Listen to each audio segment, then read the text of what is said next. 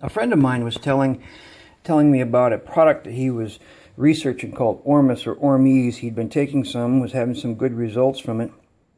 But there are a lot of crazy claims that people were making about it, saying that they thought it might make you live forever and all sorts of this other stuff that tells you that it's some hooey behind it. You know, made me, the red flags go up. You think of a used car salesman trying to sell you a piece of junk.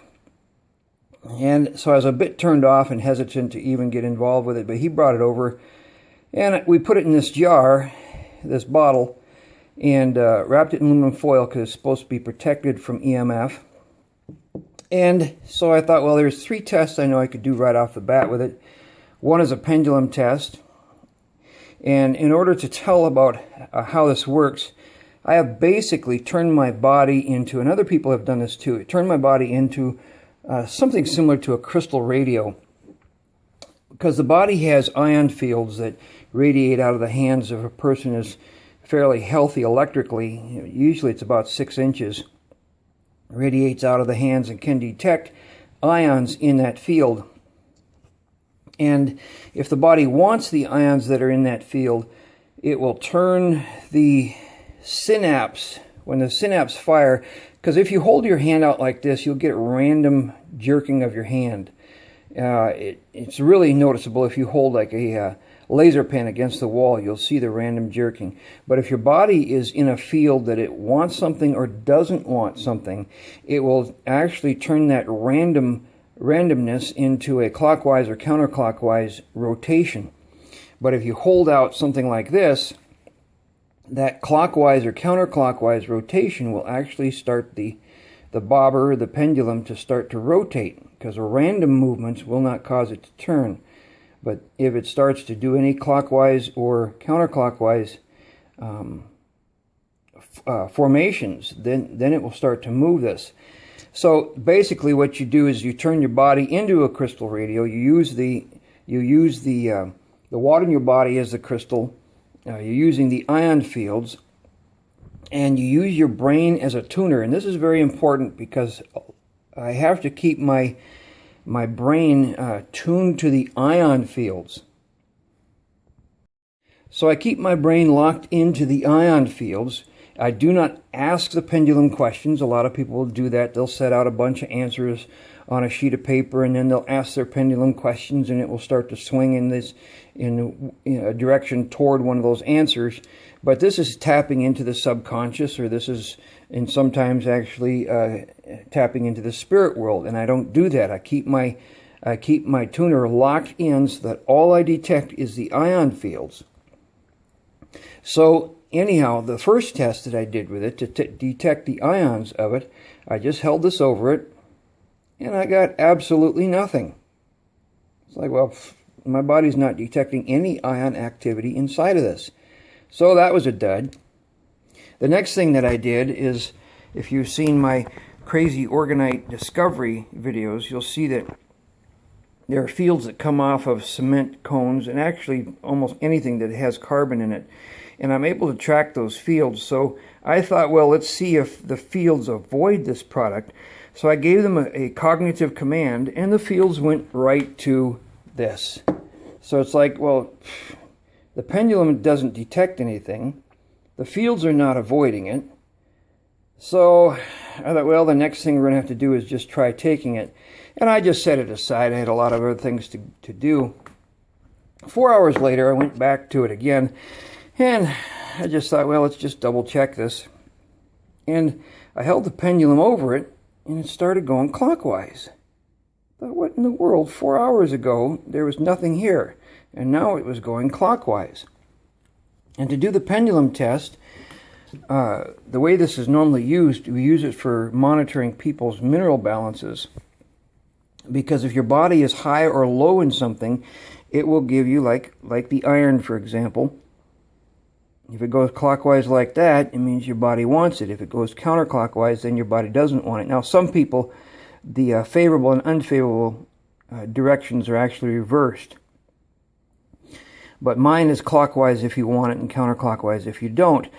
But then what a person does is, with my left hand, I can place a finger or my hand on this, like, for example, this copper, So like if I'm testing this for copper, I can place my hand on here, and this the ions will detect an increase of copper in my body, so it will then say that if it was neutral before, it will then say that it does not want something by the increase of copper. That way I know that there is copper in the product. So anyhow, by doing this test, I discovered that this thing was reading magnesium and zinc. And I thought, well, this is interesting. 4 hours before there was nothing. Now it's reading magnesium and zinc. Where in the world did it get magnesium and zinc from? And I was thinking back, and about an hour earlier, I was talking to my wife here in the kitchen, and I told her that my body tends to be low in magnesium and zinc.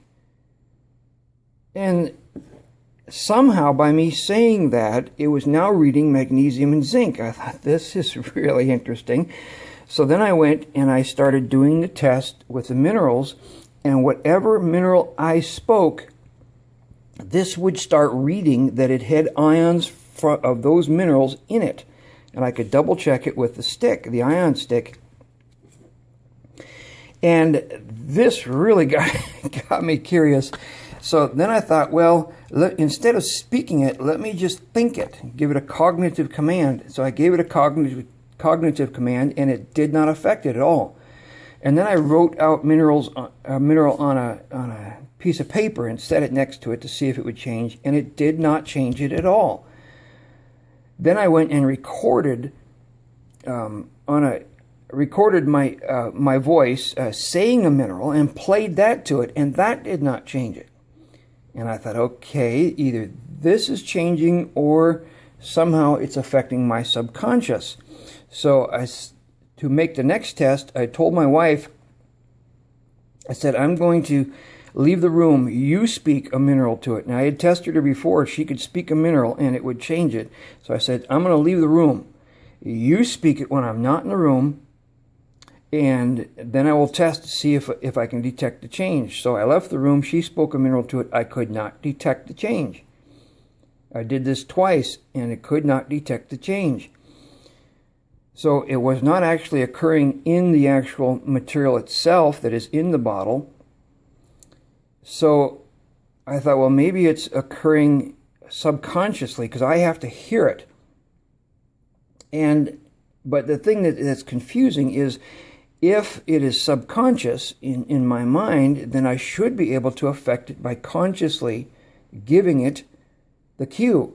But it would not affect it if I gave it a cue or a command to change or spoke a mineral in my mind. It would not change. I had to speak it with my mouth and hear it with my ears, and then it would change. So that was really fascinating. And then we went and started taking the product, so that effect that this has was now in my body. So what I discovered is, instead of needing to use a mineral stick to check something, I can actually check something by declaring the mineral. I can just speak it. I can speak iron.